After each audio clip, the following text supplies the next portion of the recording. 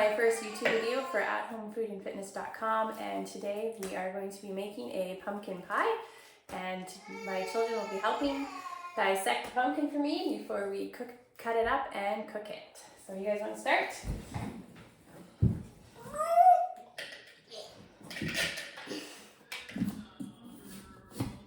So usually I just cut chunks out at a time just to make it a little easier to get the skin off, because it is kind of a pain in the butt.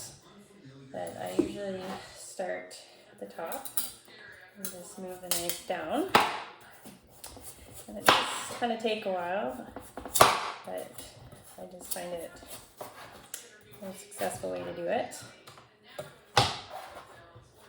So,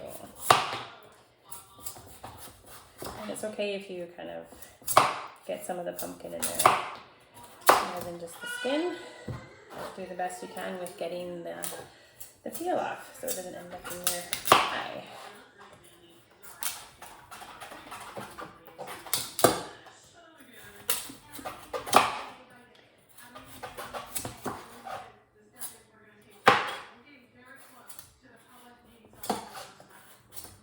This is actually going pretty good, actually. It's coming up. So we want to put it on the stove with some water in it for probably about almost half an hour. It takes a while to get soft. Now that all of the peel is removed from the pumpkin, I cut it up into smaller pieces so it could fit into this big pot, and this is my biggest pot. And what you want to do is place the pumpkin in there and then fill it pretty much to the top of the pot we're setting on the pie crust. So what we want to do is add 5.5 cups of flour to our bowl.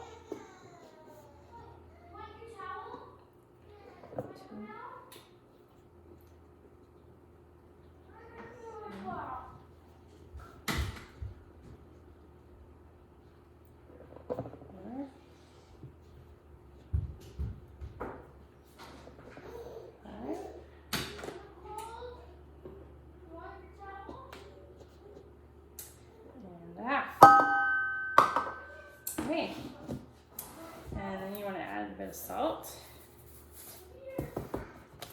And I am using the entire 1 pound of the tender flake, because I like to make more than one pie crust at once, and then I actually put it in the freezer.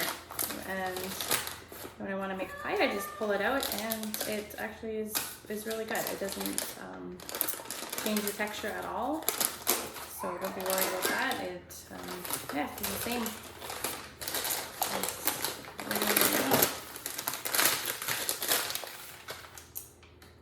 Okay, so then we want to grab my pastry cutter and just cut the lard in. I'm going at a rocking motion until it is in fine crumbs. And we'll do that until it's all okay.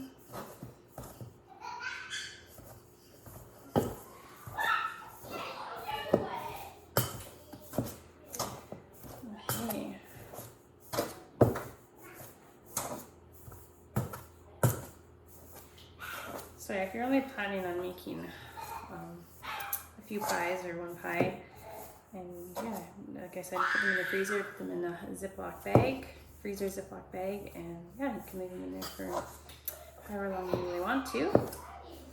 And yeah, it lasts really good. Okay, so we're almost done here.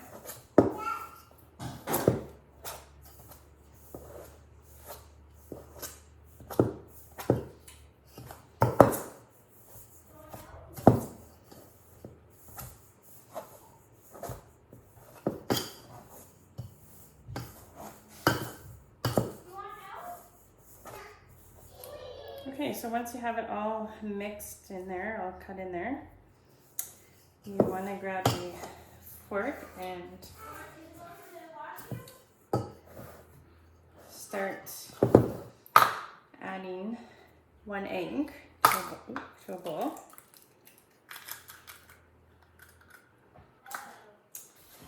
and a tablespoon of vinegar. See, don't do that, don't drop your dough in there. And this just helps to form it into the pie crust dough. And now you want to just add a little bit of water. I'm just going over here for a sec. Add some cold water. And then you just kind of want to whisk that with a fork. I'm kind of making a mess here. Oopsie. Okay. So then you want to take a fork and lightly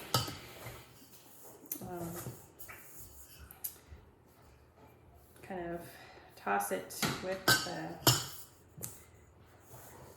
the mixture here, the flour and lard, until it forms a ball. So you just kind of want to add, I would say, a tablespoon at a time.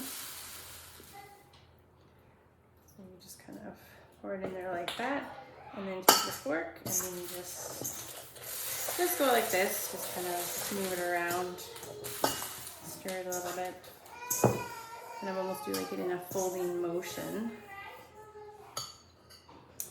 And then, yeah, put another tablespoon in there.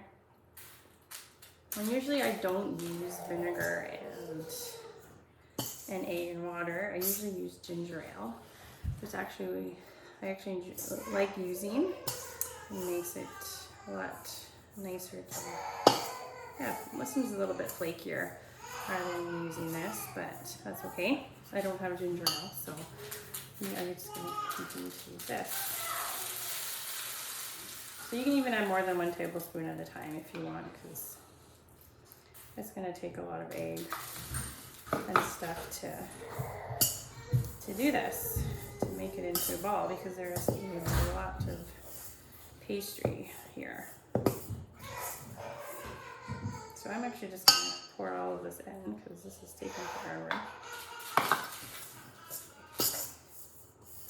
Okay.